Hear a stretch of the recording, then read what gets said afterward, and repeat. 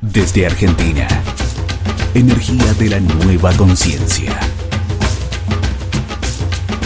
Mantra. Tu vida es tu mensaje, que ella traiga tus verdades. Tu vida es tu mensaje. Buenas tardes, queridos amigos de América Latina. Hoy aquí un programa más de Economía Consciente transmitido desde Buenos Aires, Argentina, con mi amigo querido Diego Giudice. ¿Cómo estás, Diego? Pero excelente, Martín.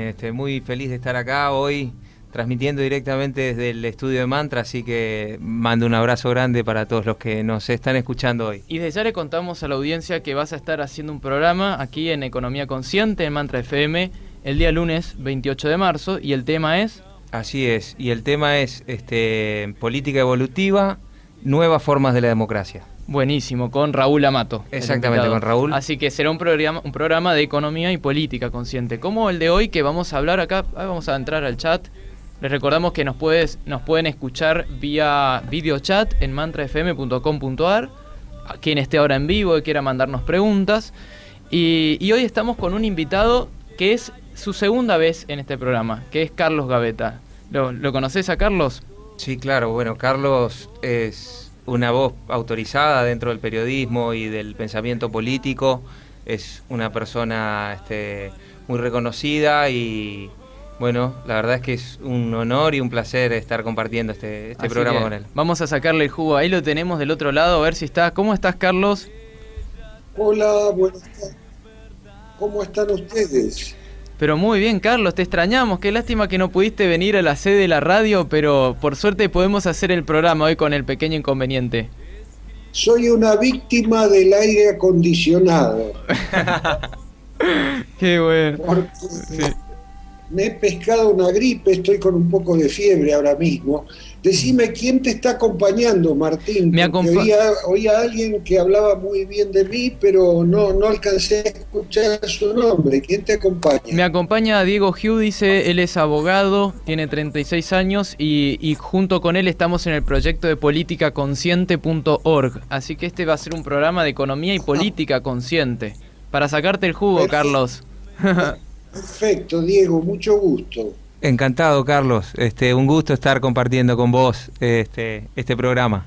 Así que aprovecho para mandarte un abrazo grande y que te mejores pronto. Bueno, muchas gracias. ¿Ya estamos en el aire o estos son los prolegómenos? No, ya estamos en el aire, así que todo forma parte de este programa. También acá no somos muy formales nosotros, ¿viste? Pero así este es el estilo de economía consciente, bastante juvenil. Pero no obstante, nos gusta hacer preguntas interesantes. Bueno, hoy vamos a hablar de el porvenir del socialismo, que tiene que ver con el libro, que es Tiene porvenir el socialismo, publicado por Carlos Gaveta y Mario Bunge. Así que bueno, también este programa es una continuación de la entrevista que hicimos con Carlos Gaveta, nuestro invitado que está del otro lado, el día 29 de junio de 2015, sobre la crisis mundial capitalista. Así que esto es una continuación.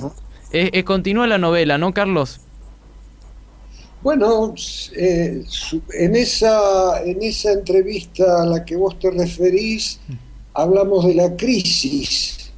Exactamente. Si vamos a hablar del socialismo hoy, estaremos hablando de la solución. Exacto. Ahora, eso no quiere decir que la solución vaya a llegar mañana, ni que es fácil, ni que es simple, ni que haya que considerar un solo aspecto. No es una solución milagrosa, es algo que depende de cómo evolucionen las sociedades, cómo evolucione la conciencia pública respecto a algunos problemas. Fíjate vos que hay una cosa muy interesante que está pasando ahora mismo en Estados Unidos respecto a esto. A ver. Se están realizando las primarias presidenciales, porque como sabemos, el año que viene, en 2017, habrá elecciones presidenciales en Estados Unidos y los dos grandes partidos, republicanos y demócratas, están resolviendo a quién van a llevar de candidato. Y lo interesante de lo que está ocurriendo es la polarización, es decir, por un lado la derecha que viene, digamos, la derecha democrática, la derecha más republicana, la derecha, incluso la derecha del Partido Demócrata, que viene fracasando en el plano económico en las últimas décadas. Fracasando quiere decir que no alcanza a resolver las crisis recurrentes que se van produciendo en el sistema capitalista mundial, y que ahora están instaladas en el corazón del sistema, porque después de varias décadas de andar circulando por la periferia, por México, Tailandia, el Brasil, la Argentina, etcétera, etcétera, ahora la crisis desde 2008 está instalada en Europa, en los Estados Unidos, y en los últimos meses también está afectando muy seriamente a China, que es la potencia capitalista emergente, a pesar de que tiene un gobierno comunista, entre comillas. Ya sabemos que es un país capitalista al 100%. En fin, la crisis que está instalada ahí viene fracasando en su resolución. Vienen fracasando los liberales, vienen fracasando los neoliberales, viene fracasando la socialdemocracia que llega al poder, sobre todo en Europa, e intenta aplicar políticas liberales, con lo cual fracasa. Y entonces en Estados Unidos, de cara a las próximas elecciones, ha aparecido algo extrañísimo, es decir, un candidato, Bernie Sanders, que sigue creciendo en las encuestas, que ya le ha ganado 2 veces a Hillary Clinton una interna en el Partido Demócrata, que se declara socialista. Una cosa novedosísima en Estados Unidos, porque como se sabe en Estados Unidos declararse socialista es algo así como declararse subversivo. Exactamente. Es una mala palabra. Y sin embargo, Bernie Sanders, un señor que es militante socialista, por supuesto socialista democrático, no es un marxista-leninista, no propone la lucha armada ni nada que se le parezca, simplemente habla de un sistema público de salud y de enseñanza, habla de cosas que en Europa existen desde hace décadas, sobre todo en los países escandinavos, pero que en Estados Unidos son una verdadera novedad. O sea que es muy interesante, hablando de crisis capitalista y el socialismo como solución, ver que le vaya como le vaya a Bernie Sanders en las próximas elecciones. Las encuestas dicen que va a ser Hillary Clinton, en definitiva, la que va a ganar las primarias del Partido Demócrata, pero está por verse, porque al principio Hillary Clinton tenía algo así como 20 puntos de ventaja sobre Bernie Sanders, y ahora esa ventaja se ha cortado muchísimo. Y falta el supermartes, que son las elecciones primarias que se realizan en varios estados a la vez. En cualquier caso, si se cumplen las predicciones y Bernie Sanders no consigue hacerse con la candidatura del Partido Demócrata, este socialista, en todo caso ya habrá sentado lo que se llama una pica en Flandes, habrá dejado dicho que hay una parte importante y aparentemente cada vez más importante de la sociedad estadounidense que ya no le tiene miedo a la palabra socialismo, y no solo eso, sino que estaría dispuesta a votar por un proyecto socialista democrático, por supuesto. Qué interesante, Carlos. Perdóname, termino diciendo que una encuesta que ha realizado una universidad de Connecticut, del estado de Connecticut, dice que Bernie Sanders, si fuera elegido candidato, triunfaría sobre el candidato republicano. Fíjense ustedes qué interesante es lo que está ocurriendo. Así que estamos en una lectura política donde el socialismo también puede ser una especie de alternativa en los Estados Unidos, un país altamente reticente a esta palabra. Así que un poco con esta introducción tuya, Carlos, vamos yendo al primer corte musical, así entramos con todo y te presento para, obviamente, rescatar la parte formal del invitado. Te voy a presentar para los que no te conozcan y vamos a entrar de lleno hablando de qué es el socialismo. ¿Te parece? Perfecto. Perfecto. Vamos a un primer corte musical.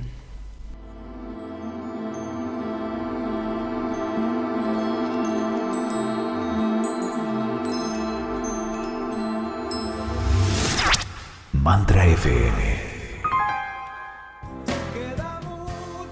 Olvida el dinero, solo por un momento. Si él no existiera, ¿qué harías con tu tiempo? Bueno, querida audiencia, aquí seguimos con Carlos Gavetta. Ahí escuchábamos Volver a empezar de Alejandro Lerner antes del tema de economía consciente. Y sí, volver a empezar después del capitalismo, después de la crisis mundial capitalista, a ver qué nos espera. Carlos nos contaba en el programa anterior que el problema de este capitalismo que produce cada vez más bienes con mayor rapidez y con menos necesidad de trabajo. Así que vamos a escuchar estas soluciones. Pero antes te iba a contar quién es Carlos, por si no lo conoces. Carlos Gavetta cumplió 50 años de ejercicio del periodismo. Es nacido en 1943 en Rosario. Es autodidacta especializado en el análisis político y social. En la Argentina fue director del semanario El Periodista entre 1984 y 1988 y de Le Monde Diplomatique edición Cono Sur. Entre varias cosas, entre varios lugares vivió en México, Francia y España. En París trabajó en la agencia France Presse y fue jefe de la sección de Latinoamérica del semanario Politique Hebdo. Así que, como verán, es una persona con una amplia trayectoria de periodismo intelectual y con amplio énfasis en lo que es la política y la economía, y además escribió un libro junto a Mario Bunge, que es un filósofo conocido argentino, que tengo entendido que vive en Canadá en este momento.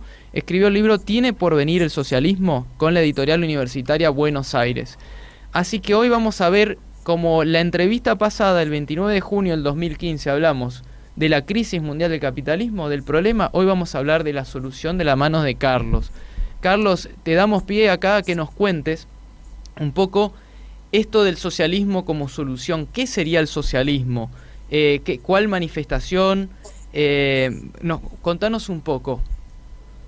Bueno, quizá convendría hacer un breve repaso de por qué consideramos que hay una crisis capitalista terminal en el sentido de que no tiene solución en términos de la propia lógica del sistema capitalista. Yo sé que esto se ha dicho muchas veces, se ha anunciado muchas veces, y el capitalismo siempre ha conseguido resolver sus crisis y salir para adelante.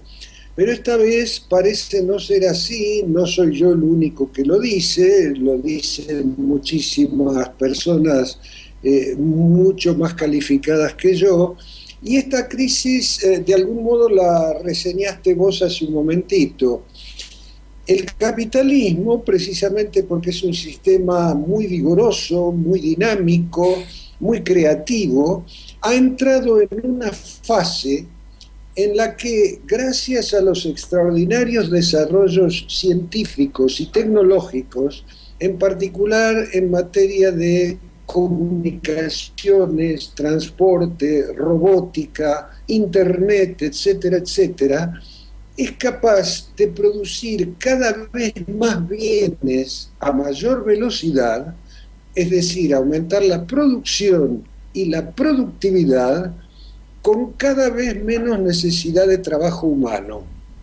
Los robots, internet, los equipos de distinto tipo que se inventan y aparecen en el mercado sin parar, cada vez reemplazan más gente en el mercado de trabajo.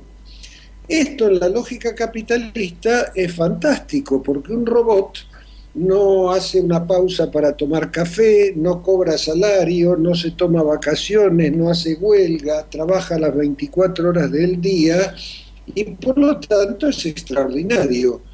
El problema es que en la misma lógica del capitalismo, ese robot no es un consumidor de la misma manera que lo es un trabajador.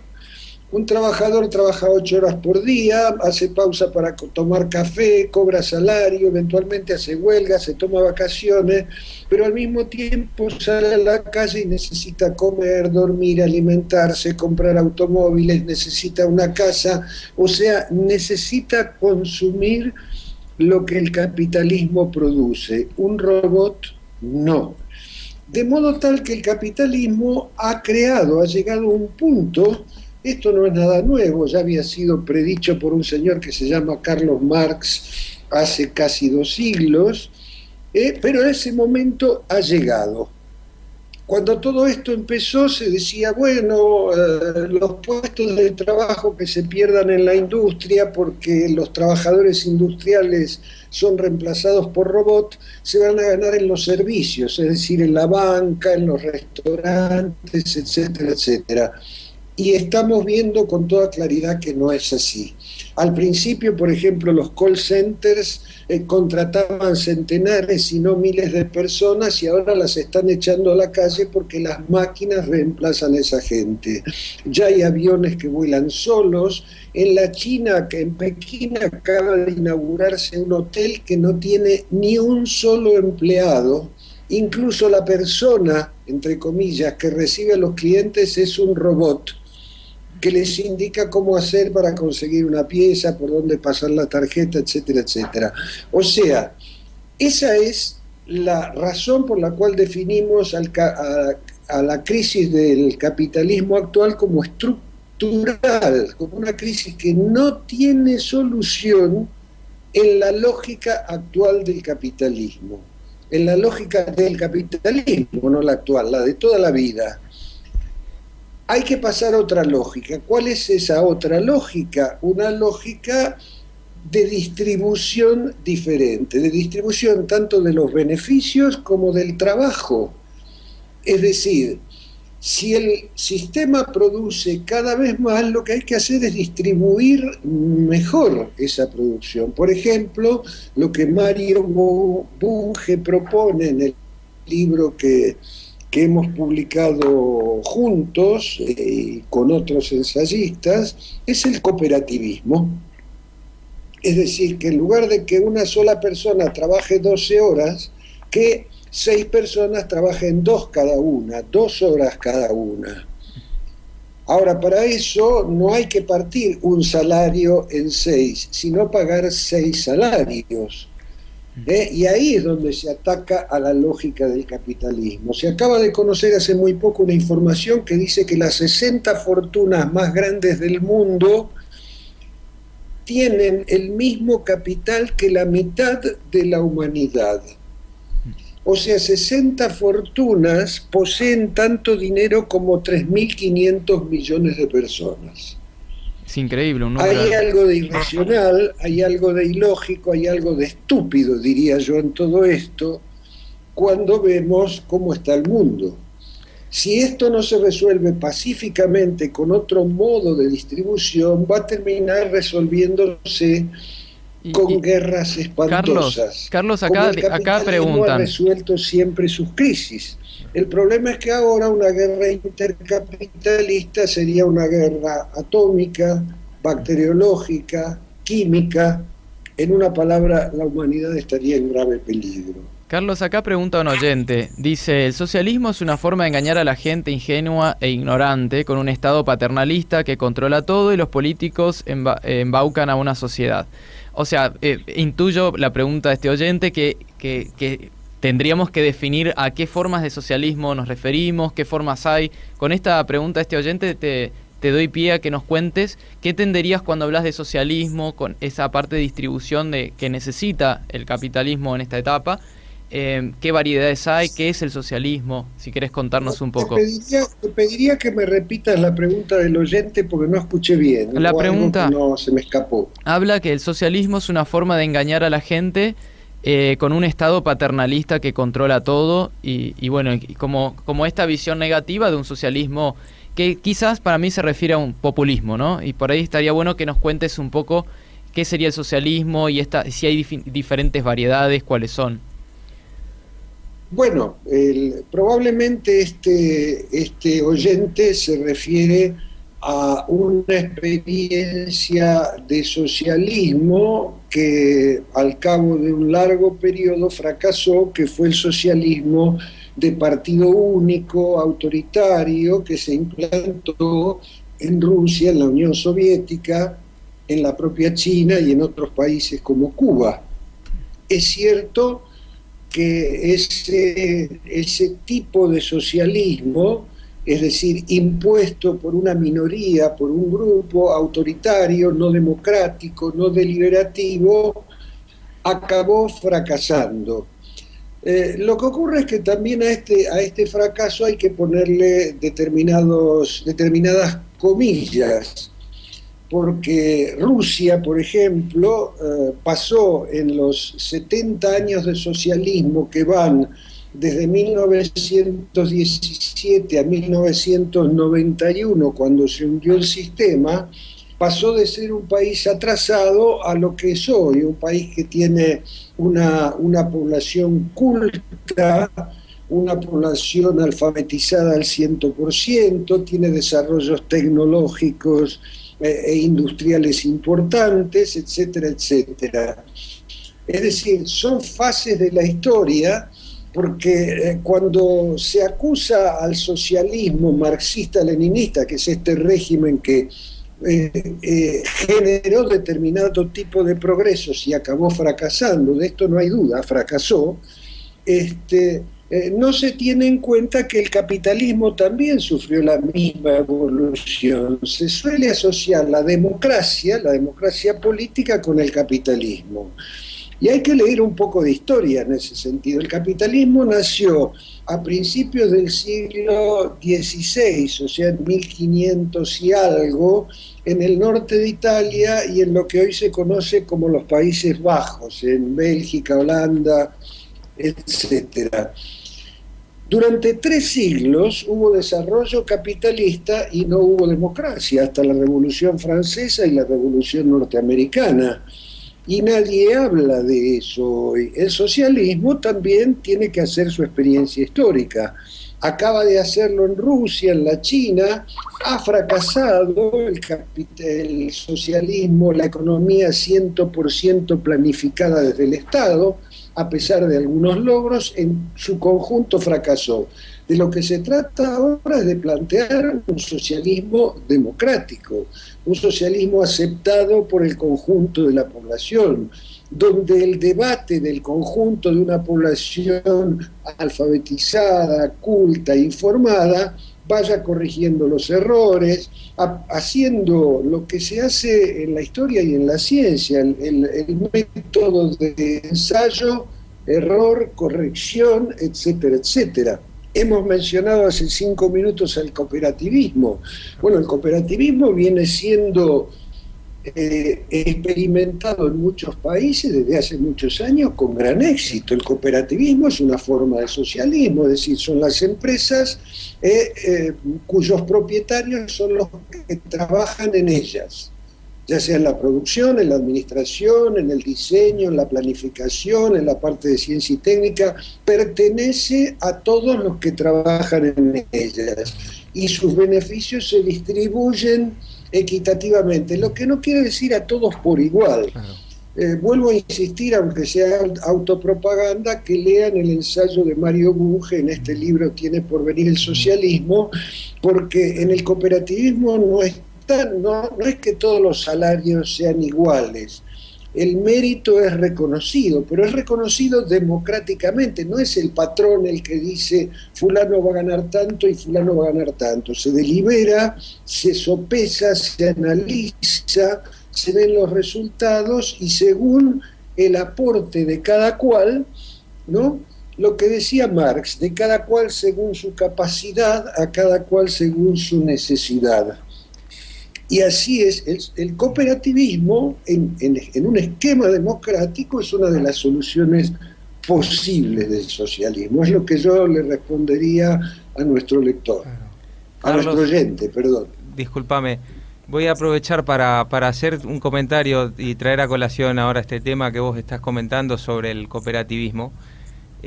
Yo soy oriundo de Misiones, nací en Posadas, y toda la provincia de Misiones tiene una tradición histórica con respecto al cooperativismo. A lo largo de muchas décadas en la provincia de Misiones se han hecho cooperativas de todo tipo, cooperativas de consumo, cooperativas eléctricas, cooperativas de producción para la cosecha de la yerba mate, por ejemplo, y otras producciones que son regionales. Y la verdad es que es un modelo que funcionó y sigue funcionando con actualizaciones muy bien, y es un aspecto a tener en cuenta, ¿no? Y quizás si lo puedo relacionar con estos socialismos que son a lo mejor las experiencias escandinavas de países como Suecia o Noruega, que tienen una visión y una perspectiva diferente del socialismo, que a lo mejor no es el socialismo al que la gente está acostumbrada acá, que tiende a relacionarlo con los populismos, ¿no? Exactamente, lo que ocurre es que el populismo no es socialista, no es ni socialista ni democrático, ningún populismo. Yo propongo que separemos claramente. Cuando yo digo socialismo, estoy hablando de la distribución democrática del excedente. No estoy hablando de demagogia, de autoritarismo, ni de señoras que bailan la cumbia en el balcón de la Casa Rosada, o de señores que levantan los brazos así. Es otra cosa. El socialismo es otra cosa. No debe confundirse en ningún caso con el populismo. En los países escandinavos que vos mencionaste, no hay formas de socialismo democrático, son países donde la igualdad es muy alta, donde los impuestos a la riqueza son altísimos. En Suecia, por ejemplo, el impuesto a la riqueza llega a las ganancias, es decir, una empresa termina el año, hace su balance, ganó 100 y paga 60 de impuestos al Estado.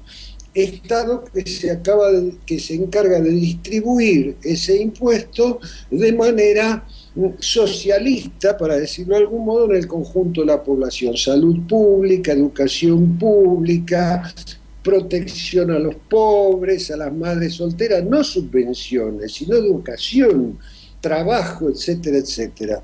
Y ya que mencionaste el caso de Misiones, debería decirte que el cooperativismo en nuestro país es interesante que lo hayas mencionado, porque hay una vieja, larga y muy extendida experiencia en nuestro país cooperativa, sobre todo en el sector agropecuario.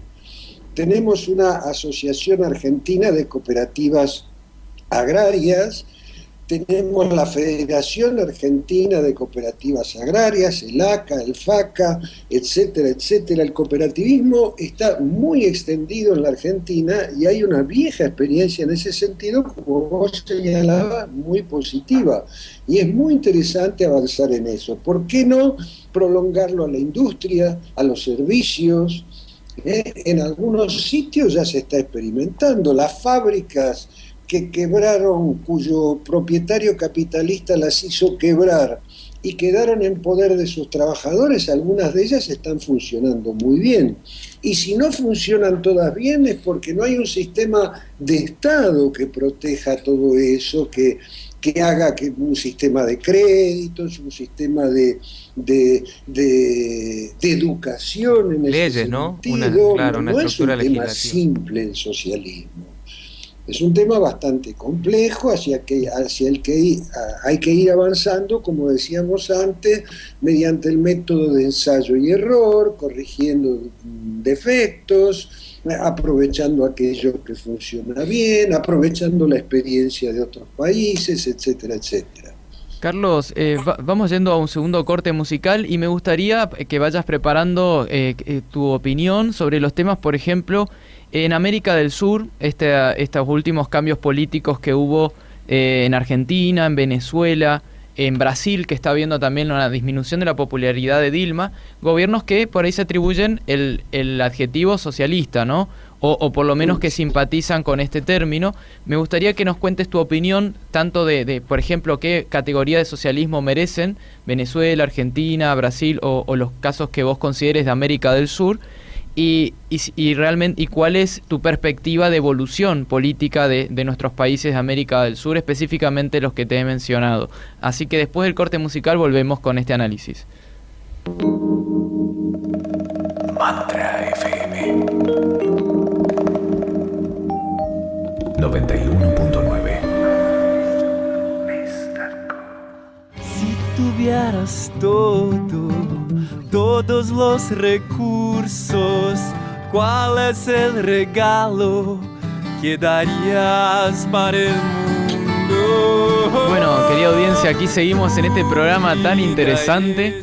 Les mando un saludo acá a los oyentes de Venezuela. Tenemos oyentes, mirá, acá Doria Elena, Cecilia de Venezuela, que nos mandó la pregunta hoy. A Mimi, acá de Buenos Aires. Un saludo a los que nos escuchan por la 91.9 en Buenos Aires, por la 103.3 en San Juan, Argentina. Los oyentes online y bueno, los que nos escuchen después en grabado este excelente programa con Carlos Gaveta. Y acá junto a Diego Giudice, hoy de locutor, que va a estar con ustedes el lunes 28 de marzo. Bueno, Carlos, me gustaría ahora tu opinión sobre específicamente el eje de países Argentina, Venezuela, Brasil, si querés también Bolivia, de los procesos de estos quizás proyectos de socialismo o populismo, o cómo sería tu opinión y qué categoría merecerían estos países hoy. Bueno, tema complicado si los hay, ¿no? Pero yo diría que primero habría que definir que el socialismo supone la propiedad o por el Estado o por la sociedad o por el Estado y la sociedad de los medios de producción. Es decir, si los medios de producción siguen en manos de individuos particulares, de sociedades anónimas, de multinacionales, y etcétera, etcétera, no hay socialismo. Por lo tanto, ni en Venezuela, ni en Brasil, ni en Argentina, ni en Bolivia, ni en Ecuador hay socialismo. Ni siquiera se ha avanzado hacia eso. En el caso particular de Venezuela y la Argentina, no solo que no hay socialismo, sino que hay una crisis capitalista gravísima. Venezuela, por ejemplo, en los últimos 15 años de chavismo, creo que son 15 o 14, pero bueno, no importa, la década larga que el chavismo está en el gobierno, luego de unos primeros años donde se produjeron avances interesantes en la distribución del ingreso, ha pasado a vivir la crisis que todos conocemos. Es decir, Venezuela ingresó mediante el régimen chavista, que no es otra cosa que un régimen populista más, de socialismo nada, aunque lo llaman socialismo del siglo XXI, etcétera, etcétera, nada. Venezuela recibió miles de millones de dólares durante más de una década. Lo recibió una empresa nacionalizada por el régimen chavista, la empresa petrolera. Miles de millones de dólares, vuelvo a insistir, durante más de una década a precios del petróleo muy altos, y sin embargo sigue importando más del 60% de lo que consume, como antes del chavismo. Es decir, no ha habido ningún proceso de industrialización. Es más, ha aumentado la deuda externa. Anteayer leí que le están comprando gasolina a Estados Unidos, el país del petróleo, el país que tiene uno de las reservas petroleras más grandes del planeta, está comprando gasolina. Eso resume de algún modo lo que ha sido el chavismo. Más de lo mismo el kirchnerismo en Argentina. Una cosa es el discurso y otra cosa es la realidad. El populismo no es socialismo. En Venezuela y en Argentina las multinacionales siguen siendo propiedad de inversores multinacionales, las empresas locales siguen siendo propiedad de particulares, no hay ningún socialismo por ninguna parte.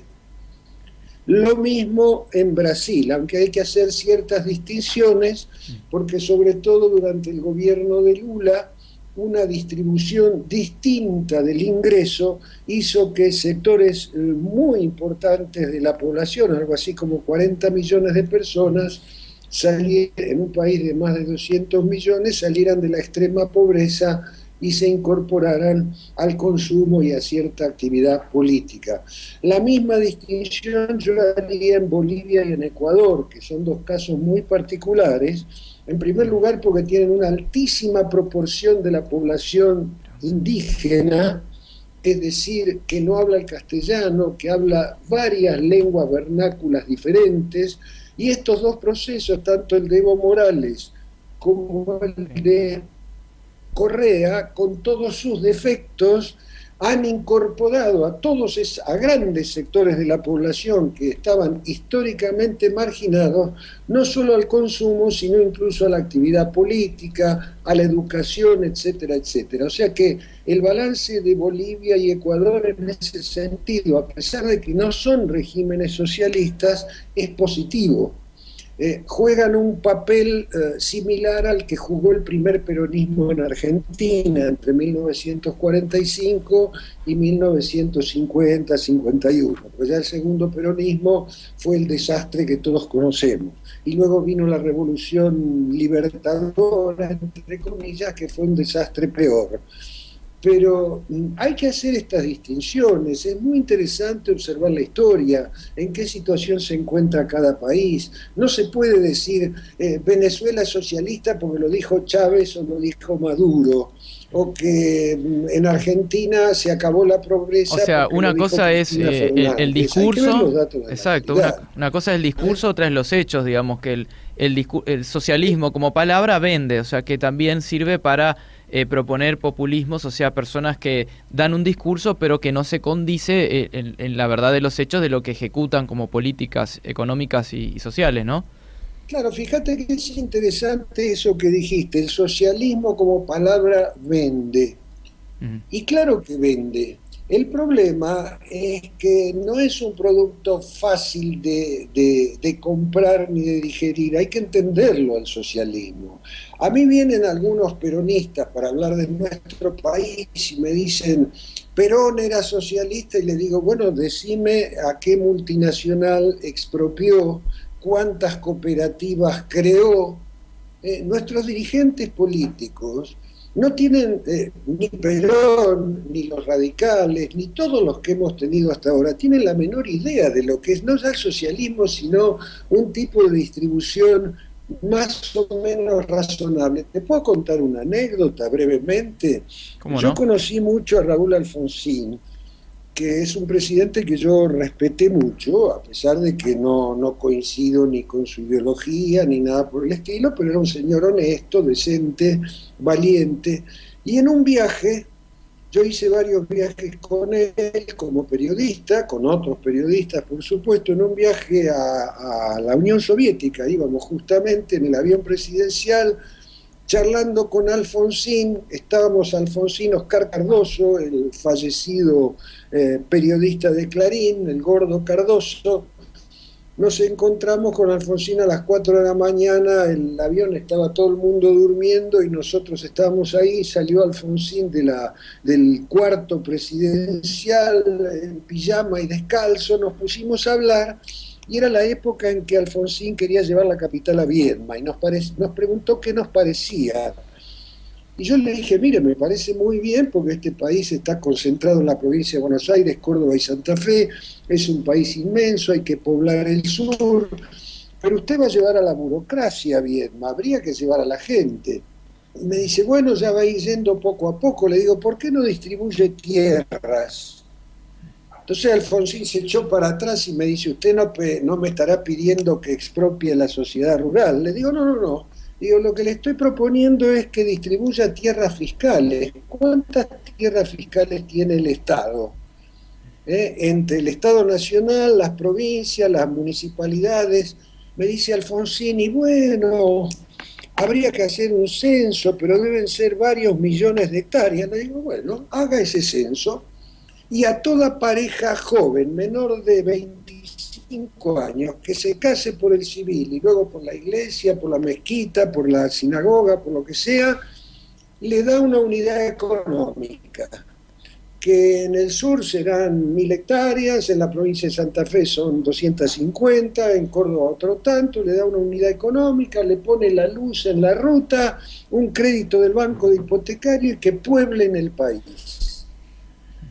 Alfonsín me miraba como si yo fuera un marciano, se reía como diciendo, para decirlo en criollo, yo creo que estaba pensando que yo era un pelotudo. Porque y es eso, por ahí empieza el socialismo, es decir, si no queremos expropiar, pero disponemos, como dijo en ese momento Alfonsín, de millones de hectáreas que son del Estado, ¿qué hace el Estado con eso? Claro. No las explota, están ahí, no le pertenecen a nadie, no cobra impuestos, ¿por qué se las queda? ¿Cuáles crees, Carlos, que eran los condicionamientos o que podrían ser en ese momento los condicionamientos para no hacerlo, por ejemplo, para no tomar una decisión así? No, yo creo, no quiero ensañarme con Alfonsín porque en ese momento puede que haya habido condicionamiento, pero después desaparecieron. ¿Por qué no lo hizo Menem? ¿Por qué no lo hizo Kirchner? O sea ¿Por qué que, no claro, lo hizo Duhalde? en última ¿Por qué instancia no lo es hizo Cristina? claro, ¿Eh? una cuestión de voluntad política. No, de es hacerlo. de voluntad, yo creo que es de conocimiento, no saben de eso. Han nacido en el capitalismo, han vivido en el capitalismo, son de mentalidad capitalista y no pueden salir de eso por buenas intenciones que tengan. No pueden salirse de ese esquema. O sea, esas soluciones que decís, Carlos, proponen una especie de pensamiento innovador, que digamos, uno viene con una línea de pensamiento y las soluciones que uno piensa están en línea con ese pensamiento. Por supuesto, una manera de aplicar el socialismo en el país sería, no hay que expropiar a Chevron o a las empresas, o a Carrefour o a las empresas multinacionales. Hay que aplicarles altos impuestos, los que pagan en sus países. Ninguna cosa rara, lo que paga una empresa francesa en Francia por ganancias, que lo pague aquí. Y luego, por supuesto, en lugar de que haya muchísima corrupción, que se lo guarden los dirigentes políticos o sindicales en el bolsillo esos impuestos, que se apliquen a la salud pública, a la educación pública, a todo lo que... Porque el socialismo no es solamente poseer medios de reproducción, sino también cómo se distribuye la ganancia de todos, ¿no? Eso son formas de socialismo, es lo que existe en los países escandinavos. Y Carlos, cuando vos visualizás... Hay niveles de igualdad extraordinarios y también hay propiedad privada, hay multinacionales, etcétera, etcétera, pero se puede hacer, hay que aplicar altos impuestos, hay que acabar con la corrupción, hay que distribuir bien esos impuestos, hay que ser transparente en la información hacia la población, etcétera, etcétera, etcétera. Y a modo de ejemplo concreto, Carlos, ¿hay países que merecen tu respeto, que han avanzado en estas políticas? Bueno, los escandinavos, por ejemplo. Suecia, Noruega, ¿sí? Finlandia. Suecia, Noruega, Dinamarca, Finlandia, hay otros, en Holanda, son países ultracapitalistas, en general los países europeos, Alemania incluso, ahora están Francia, Inglaterra. En Inglaterra la salud es pública desde hace más de 50 años y es una salud pública de excelente nivel, y país más capitalista que Inglaterra no hay ninguno. Lo mismo en Francia, yo he vivido en esos países y sé que hay desigualdades, hay injusticias, etcétera, etcétera, pero comparadas con las que vemos entre nosotros, nada que ver. Nada que ver. Y son países capitalistas. Imagínate si fueran socialistas, es decir, si se avanzara. Los países escandinavos, por ejemplo, tienen niveles de socialización muchísimo más altos que los del resto del mundo. Suecia, Dinamarca, Noruega, Finlandia. Hay ejemplos notables en ese sentido. Hasta Suiza, que es un país ultra especulador, ultra capitalista, etcétera, etcétera, para los suizos es un país donde la protección social es altísima. Sí, digamos, son países que han logrado llevar al capitalismo a un nivel bastante equitativo, han logrado ese equilibrio entre lo que es la ganancia capitalista y la distribución. Han avanzado, son capitalistas, pero han avanzado hacia formas de socialización que son de algún modo un avance, con diferencia. Los más altos son los escandinavos, una vez más. Suecia, Dinamarca, Noruega, Finlandia. Ahí los niveles de igualdad son altísimos y son países capitalistas, la propiedad privada existe y todo lo demás, pero Bien. no hay nada más que preguntarle a los exiliados de todos los países que han ido por alguna razón a vivir en esos países. Vos llegabas a Suecia, te aceptaban como exiliado y te daban un departamento para vivir.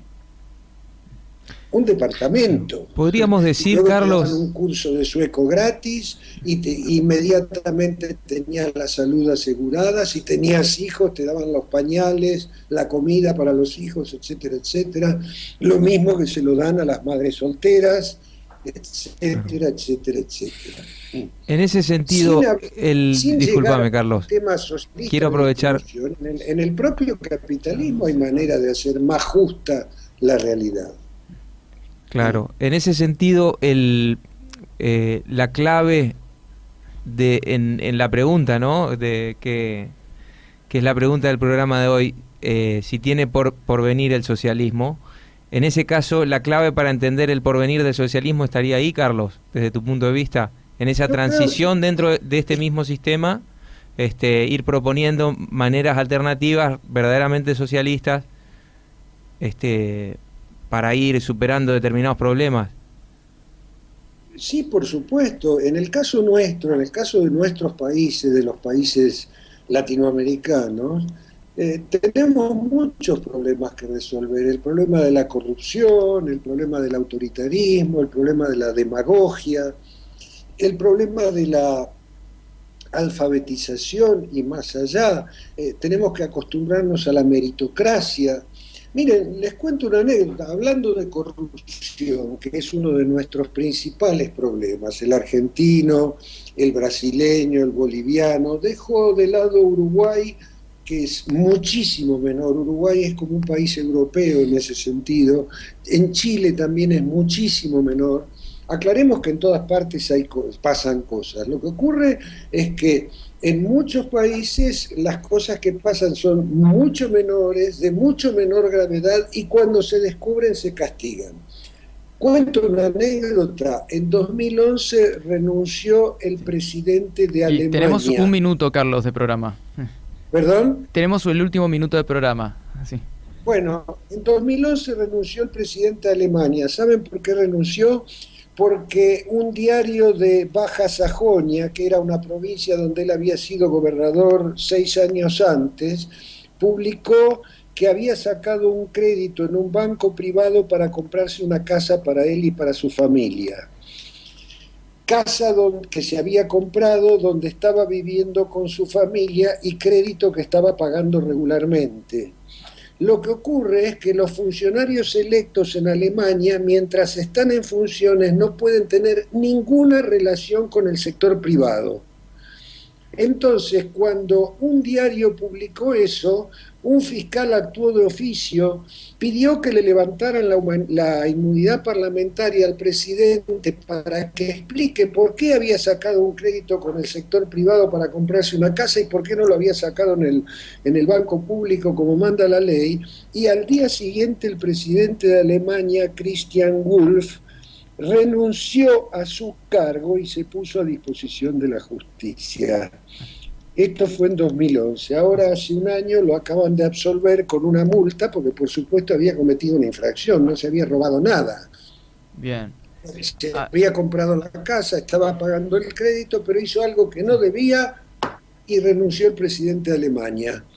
Se lo podríamos preguntar, por ejemplo, entre nosotros, a Aníbal Fernández. Ojalá. Ya vamos a llegar. Así que bueno, Carlos, se nos ha volado el programa, interesantísimo, y la verdad espero que no sea el último. Ya vamos a estar en contacto. Gracias, Carlos. Un abrazo grande te mandamos que hayas aquí. Participado. Les mando un saludo a mi querida audiencia, que los voy a dejar en manos de Agustín García Andrade los próximos 3 lunes de marzo. El próximo programa es con Khalil Bascari.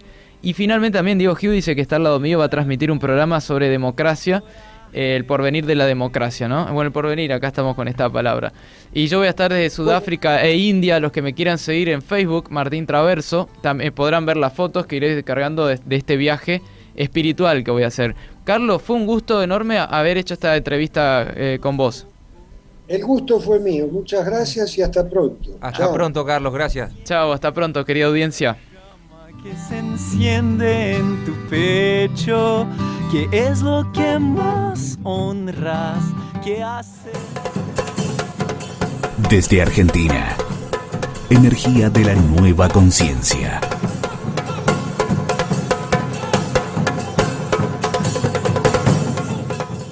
Mantra FM.